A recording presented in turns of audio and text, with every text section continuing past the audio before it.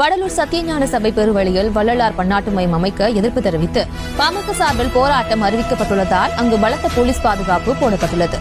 இதுகுறித்த மேலும் விவரங்களை எமது செய்தியாளர் வினோத் வழங்கிட கேட்கலாம். வினோத், வணக்கம். மேலும் விவரங்கள்.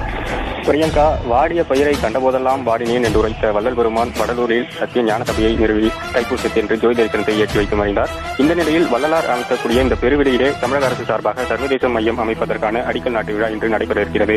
இந்நிலையில் பாமகவினுடைய நிறுவன தலைவர் நேற்று அறிக்கை மூலம் உடனடியாக இந்த பணியை நிறுத்த வேண்டும் என்று தெரிவித்திருந்தார். இந்த நிலையில் பாமக சார்பாக இன்று வடலூரில் போராட்டத்திற்கு ஏற்பாடு செய்யப்பட்டிருக்கும் நிலையில் சுமார் 500க்கும் மேற்பட்ட காவல்துறையினர் இந்த வடலூர் முழுவதுமே குவிக்கப்பட்டிருக்கின்றனர். குறிப்பாக சத்தியஞான சபை வளாகத்தினுடைய வாயிலில் பேரிகார்டுகள் அமைத்து யாரும் உள்ளே வராத அளவிற்கு பாதுகாப்பு பணியிலே போலீசார் ஈடுபட்டிருக்கின்றனர். மேலும் போராட்டத்தில் பாமகவினர் ஈடுபடும் பட்சத்தில் அவர்களை ஒடுக்குவதற்காக வஜ்ரா வாகனங்கள் இங்கே நிறுத்தி வைக்கப்பட்டிருக்கிறது. மேலும் இந்த சத்தியஞான சபை வளாகத்தில் தற்பொழுது இன்னும் சற்று நேரத்திலே இந்த அடிக்கல் நாட்டு விழா நடைபெற இருக்கும் நிலையில் காவல்துறையினர் பலத்த போலீஸ் பாதுகாப்பில் ஈடுபட்டிருக்கின்றனர்.